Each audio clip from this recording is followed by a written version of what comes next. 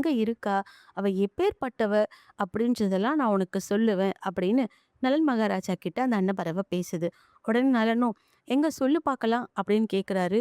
அது விதர்ப்ப நாட்டுல இருக்க தமயந்திய பத்தி ரொம்ப அழகா சொல்லுது. அவ ரொம்ப அழகான நங்கை. பார்க்கவே அவ்வளவு லக்ஷ்மி கடாட்சமா இருப்பா. அவள போல ஒரு அழகி உலகத்திலே கிடையாது. உன்னோட நல்ல குணத்துக்கும், உன்னோட இயல்புக்கும் அவ ரொம்ப பொருத்தமா வருவா.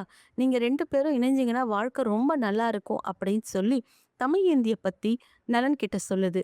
பார்க்காமயே அண்ணன் சொன்னத வச்சு தமயந்தி மேல காதல் கொள்றாரு நலன் மகாராஜா. உடனே அந்த நலன் சொல்றாரு, "இதே போல தமயந்தி கிட்டயும் போய் நீ என்ன பத்தி சொல்லுவியா?" அப்படின்னு கேட்குறாரு.